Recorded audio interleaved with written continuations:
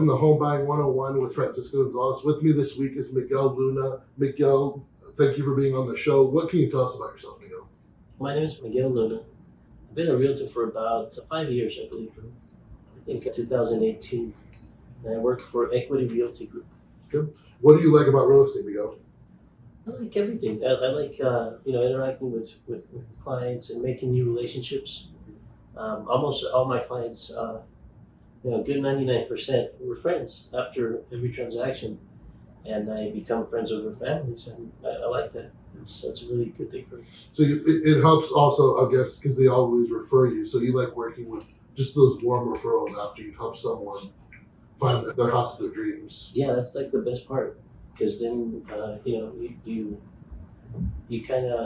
tell that you're doing something right, Yeah, and that's what it's really all about, trying to help people. Of course. So Miguel, with this being Home Buying 101, what does the Maricopa market look like this week? So this week inventory, we kind of look at inventory every Monday to see what it did over the weekend. So the inventory is lower, and it's been like that, it's been every week becoming a little bit lower ever since the new year, this January. So last year we had, towards the end of the year, a little bit over 20,000 listings, and right now there's active about 15,000, a little bit over 15,000. There's about coming soon around 500s, and pending we have about 8,000, a little bit over 8,000. The median price for a house in the Phoenix area is about 480,000, and the median sold price is about 440,000. Okay. And the active days average is about 68 days or so. Okay. So with it being 440, let's go over to our lender of the week so they can kind of give us some pricing of what a monthly payment would look like. Hey guys, it's Kimberly Davalos from Fairway. I just wanted to get on here with you guys to go over some numbers with you so you can see what your potential mortgage payment can be. So just for an average purchase price of $440,000 with a credit score of 700, we can actually get you a payment of $2,540 for principal and interest only. Once we add on the taxes, the homeowner's insurance, and the mortgage insurance in there with the 6.125 rate, which is about today's rates for a 700 credit score, your monthly would be $29.90 a month all included. So you really wouldn't have anything additional to pay on top of that. Now, we are able to layer that with different programs. There's down payment assistance programs, and there's also the 2-1 buy down, and even a 3-2-1 buy down, depending on how many credits we can get from the seller. So here we'll do a 2-1 buy down scenario with the same case. Your principal and interest payment only for this situation would be about $2,025 a month. Once we add on those property taxes and your homeowner's insurance, that payment would be $2,484. So you can see yourself about $500 a month in savings if we take advantage of that 2-1 buy down program. Now, FHA is not the only type of loans that we do have. We do have conventional loans, and we do have down payment assistance. There's programs that don't offer actual funds in assistance, but offer us a better rate, and it offer us a lower mortgage insurance payment. So just to give you an idea, with one of those type of programs, on the same scenario, the same person with the same credit score, it would be a conventional loan at a 5.875 based off today's rates. For the same house for $440,000, your principal and interest only payment would be $2,470, and once we include everything, it's $2,885. So you can see, once we play around with the programs, with your credit score, with your income, we can always look at what's your best option. So if you have any questions, you can always reach out to me at 623-241-0427. Don't wait too long, because rates are changing every single day. So let's see what we can get you in today. Thank you, Kimberly from Fairway, for those numbers. So Miguel, with this being Home Buying 101, we've talked about just getting pre-qualified, about buyer's consultation, finding what you want, the home search. So I wanted to bring you on so we can talk about, now that we've found the home we want, what does it mean, or what are the next steps now that we're going to submit an offer, we're going to go under contract? Okay, so this is one of the most important parts of the home buying process. First one would be pre-qualification, right? Because that sets our budget. But this one is actually submitting an offer now to the house that the buyer likes. And to submit the offer, we need to look at a few things. as a realtor, that's one of our jobs, to protect our client and to better help them understand the market, because this is what we do every day. And they're busy with work, so they don't know what's going on. So having an active realtor with you, that's a good thing.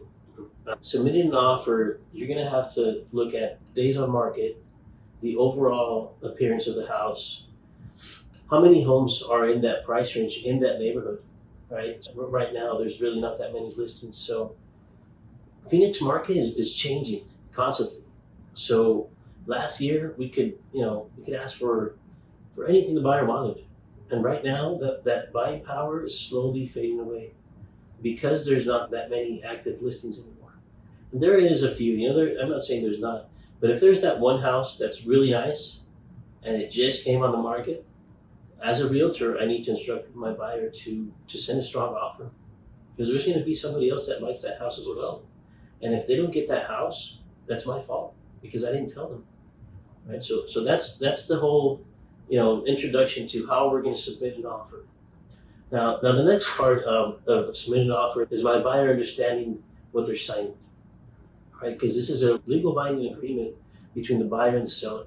So it's a very serious contract that I need my buyer to understand what they're doing, right? Because that way they don't have, and if they do have questions, it's going to be less than if they didn't know what they're signing. So at Equity, the owner, that's one of the first things he does with us. He trains us to understand the contract, to be able to give this knowledge to our buyers or to our sellers, whoever we're working with, but in this case it's with buyers. So going over the contract with the buyer before submitting an offer is going to be, I'm going to break it up in 5 simple steps, okay? So first thing is going to be purchase price. How much are we going to offer for this house? And again, we already talked about, some days on market, brand new on the market, that's going to determine how we're going to submit the offer. Now, once we know how much we're going to, the purchase price, now we're going to talk about earnest deposit.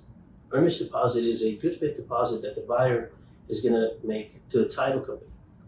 Now, the seller of the house, it requires that because they're going to take their house off the market to work exclusively with my buyer.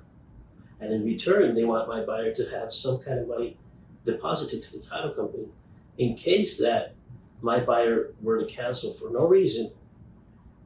They can remedy their loss of time working with my buyer with that earnest deposit. So the title company at that point would look at what's going on, and they would be the ones to decide if that earnest deposit would be released to the seller if my buyer's at fault. So that's what the earnest deposit is for. If the buyer continues to do everything they're supposed to or cancels for a reason that's permitted within the contract, that earnest deposit keeps being the buyer's money, right? Either for credit for down payment or for closing costs. Or if there was a cancellation because due to inspection or appraisal, then that money would be refunded back to the buyer. So we talked about the purchase price, the earnest deposit. The next step is going to be inspection period, right? So for the first 10 days, the contract allows the buyer to do any inspection that they feel necessary in the house. As a realtor, the first thing we recommend is going to be a home inspector, right? If my buyer doesn't know one, then I would refer them to one I know, right? Now that home inspector that's their job, they're licensed. They're going to verify the conditions of the house, the roof, the foundation, the overall bones of the house, the structure, the electrical, plumbing, AC. So they're going to give us a explanation with pictures, details of the conditions of all these parts of the house. Now, the next one that we recommend also is going to be a termite inspection. Verify if there's any termites. The next one is a very important one too, is also a sewer scope.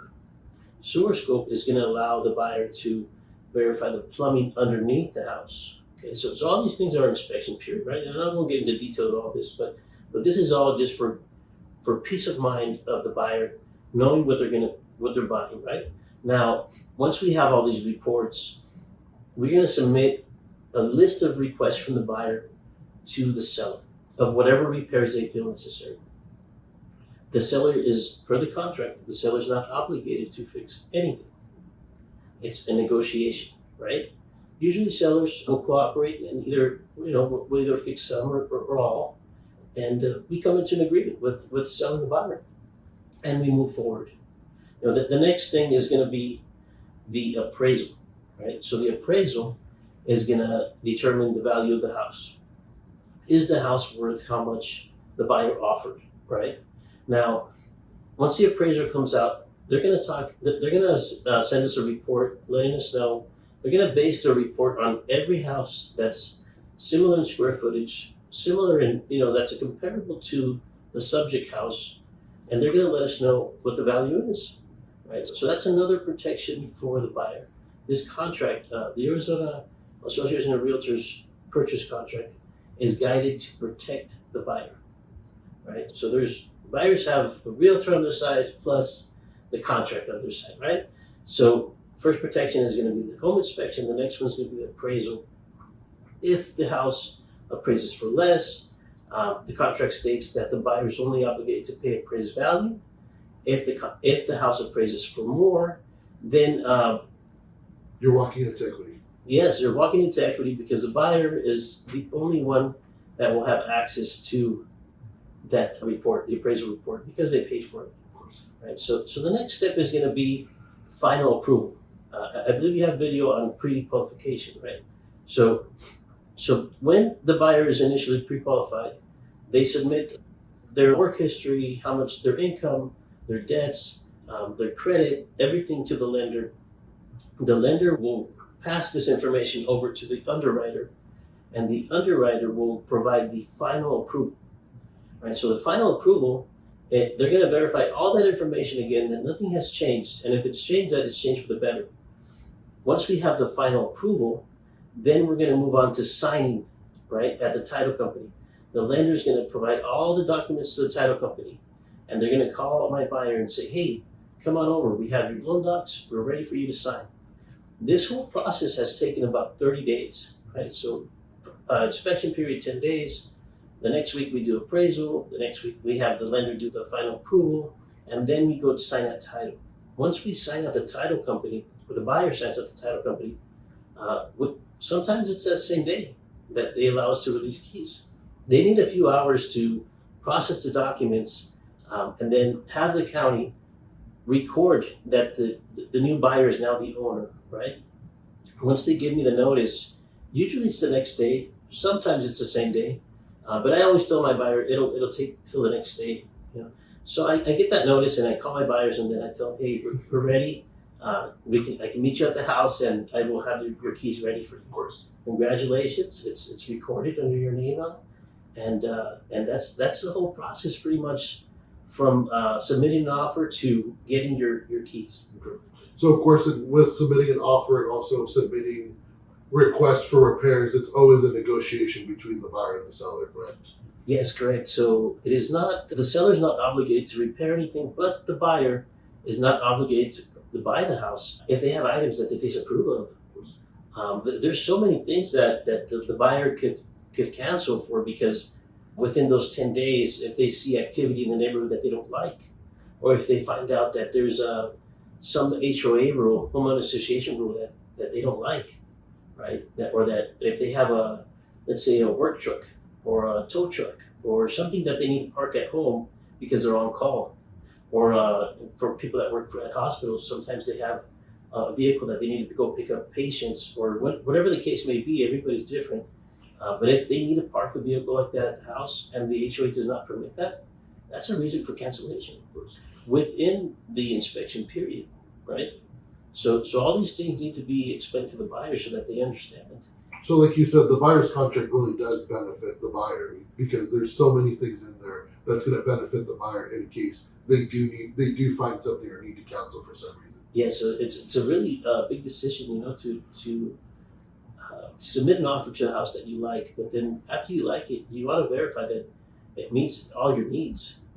Another thing is swimming pool, right? So even if it doesn't have a swimming pool, if your plans are to build a swimming pool in the future, within the inspection period is when you call the city or the HOA to verify if they will allow you to build a pool in the future. Because once you buy the house and then you find out you can't build a pool for whatever reason, it's too late.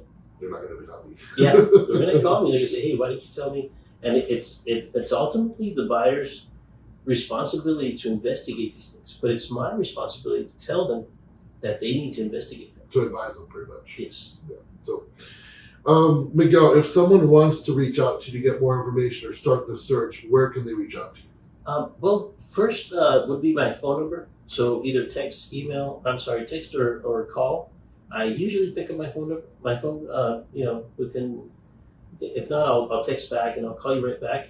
It's going to be 623-216-5104. Facebook, Instagram, Google, Miguel Luna Realtor. It's really not that hard to find me. Miguel Luna with Equity Realty Group. Equity Realty Group, yes. Yeah. So if you want to look for him that way.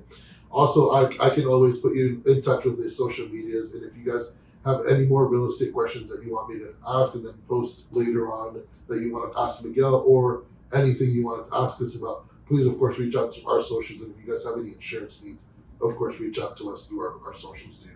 Miguel, thank you for being on the show today. Thank you for having me.